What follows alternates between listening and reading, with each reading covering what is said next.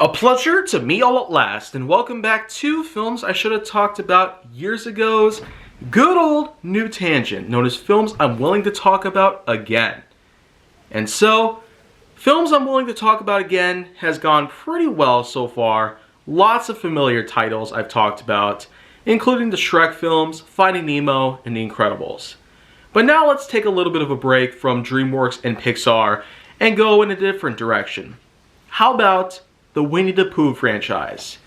Because, yes, they've expanded upon throughout the 80s and 90s and made full-length feature films. In the same way that we've been able to see in Thomas and Friends and a boatload of other franchises throughout the past few decades.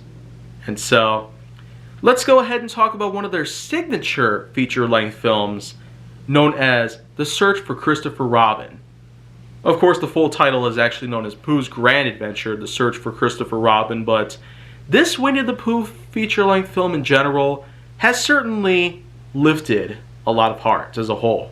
It wouldn't not be the first, but the thing is that we would be able to see lots more than just this, especially with Tigger film in 1999 and hundreds of others. There's a lot of Winnie the Pooh related stuff out there nowadays that it could be a little annoying sometimes because there's so much to handle. But apart from getting to know about Winnie the Pooh as a whole, the character lineup, the cast that's been around since day one, The Search for Christopher Robin from 1997 has given us a huge insight on what the franchise itself would be capable of giving us in later years.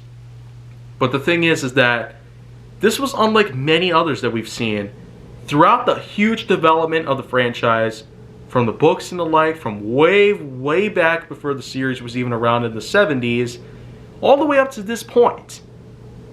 Winnie the Pooh was certainly something that was not even 100 years old yet.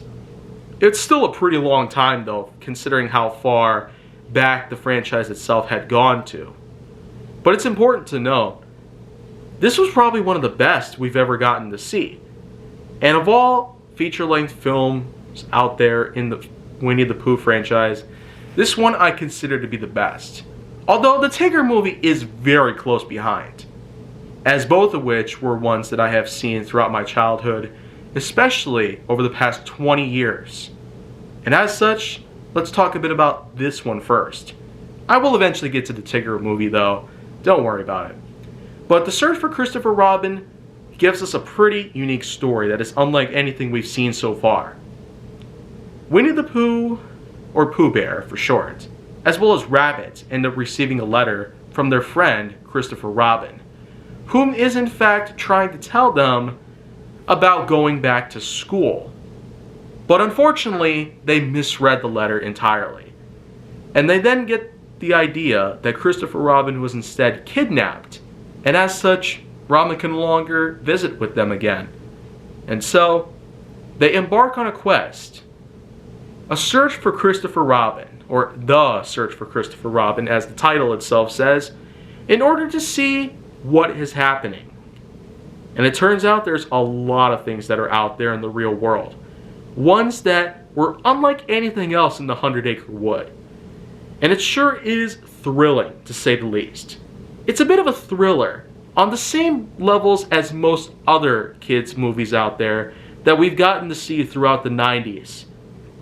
Ones that have that typical sort of caliber that applies to almost anything at the time.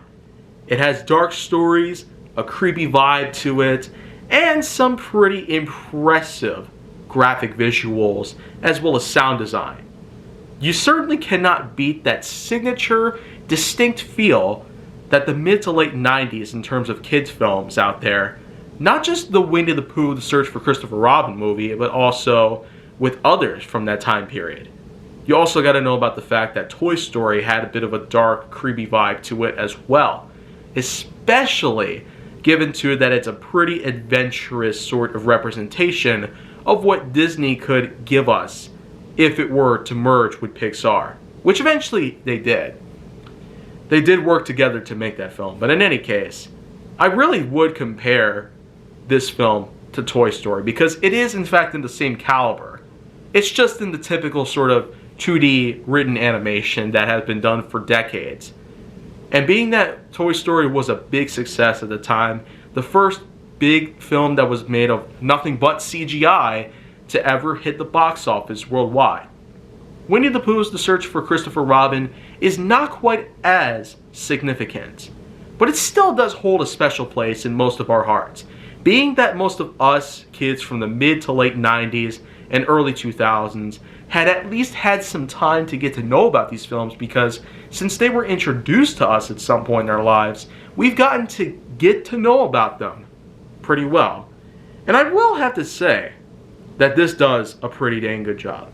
I especially like how the story itself is put together, the idea to go on an adventure because they think that Christopher Robin was actually kidnapped, when in reality Robin actually went back to school, and as a result, that's why they can no longer meet with each other for a while. But the thing is that at least just the bare idea that Christopher Robin might have in fact been taken away from them for good leads them to go on a long journey to try and find their friend before anything bad could happen. It really does have that special feel to it though.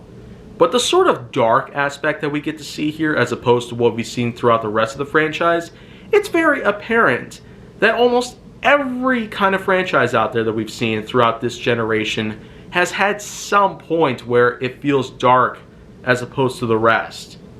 Of course, we've seen that happen in Toy Story. When they made their first film, it was pretty dark, it was pretty adventurous, and it was quite uplifting to say the least. It was unlike most other animated films of the day. And then we would also get to see that happen with other kids' movie franchises, or just kids' franchises as a whole, like Thomas and Friends, Ninja Turtles, Transformers, and more, pretty much. We would get to see a lot of stuff happen, pretty much, with these franchises, especially throughout this exact part in our lives. The 90s were a pretty huge time to be alive in, to say the least. But Winnie the Pooh's The Search for Christopher Robin is also likable not just for that particular aspect that I like about it, the dark feel to it, but I also do like the cast, because in the same way that we've seen with the series from the 70s, 80s, and 90s, Winnie the Pooh's The Search for Christopher Robin does in fact include the likes of Jim Cummings, John Fielder, Ken Samsung, and we also cannot forget about the likes of Andrei Stoica and Peter Cullen, whom is in fact one of the greatest actors to ever live, period. Probably the best in my life. And of course, we certainly cannot forget that sort of feeling about Eeyore and all that. But it's not just about Eeyore, Rabbit, Pooh, Piglet, and Owl that comes together so well. It's just the fact that all five of them are together, and not to mention Tigger.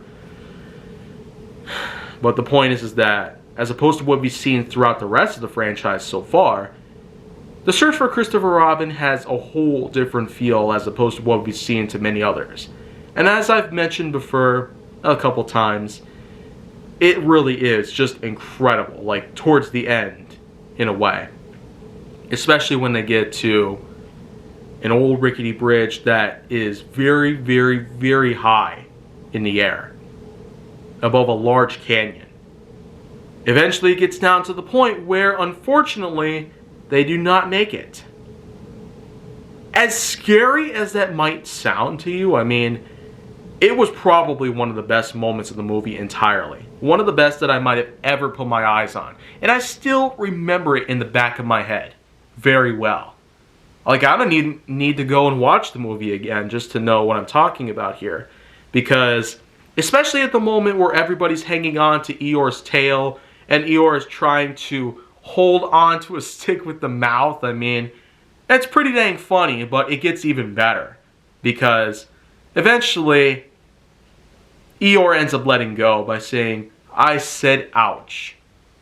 And they all fall down to the very bottom of the pit. Like, wow, that is crazy. But thankfully they all survive, so it's all good, I guess. So that was probably one of the best moments of the whole film I saw ever. Like, it's really what I felt like was worthwhile, the whole entire thing. I've even played clips of it on YouTube multiple times, because I just cannot get over the fact that they literally fell to what should have been their deaths. That is so dark and nightmare beyond anything we've ever seen. Yet, it's very much expected that way. So, not much else to highlight on here. But eventually they get down to the point where they come across what was called the Skull. And so, they eventually come across a creature whom was known as the Skullosaurus, as it was talked about a lot throughout the plot. And the Skullosaurus supposedly would have been their main antagonist. But it turns out that the shadow of what looks to be the Skullosaurus was actually Christopher Robin catching up to them. And so it's eventually revealed that the letter that Christopher Robin wrote to them was to explain how it was the time to go back to school. And Christopher Robin could not see them as much. And as a result, they had to do their best on their own from that point on, up until the next summer would show up. And so everything comes down to the point where it was pretty much all for nothing. But yet, this film was definitely not all for nothing. It did have itself a pretty impressive array of different things out there. It might not have been a big significance by today's standards, because it does get some reviews out there that are not very sightly. But it sure does have a lot of things to make up for it. It's got a pretty good soundtrack. It's got a great cast, great characters to showcase. It's got some nice conflicts that show up, and some really dark themes to it. And the overall setting takes place on the accordance of a big map that they all have to look at all the time. And so the thing is that this is certainly a film unlike many others. I feel like I've been slacking off on the scoring as well. So you know what? Let's get back to that real quick. Winnie the Pooh, The Search for Christopher Robin, or Pooh's Grand Adventure, The Search for Christopher Robin. I'll probably never get used to that, but anyways. I give it a 6.7 out of 10. Not necessarily much higher than what I would have gotten to a lot of other films out there that many people might call bad, but it just goes to show that I do have a lot of agreements on this that help to make it a solid choice to most people out there who might not prefer films like this. But animated or not, these are certain masterpieces to people of all sorts. That's just what happens when you are, in fact, a bit of a cult following. And so, with that in mind, that just pretty much concludes all that I have to speak of when it comes to this part of the Winnie the Pooh franchise. But as I mentioned before, I will get to the Tigger movie, as I have talked a lot about it back in the day. So if you want to see more go down to my channel, then make sure that you like, subscribe, comment, follow me on social media, and stay on the Hollywood side.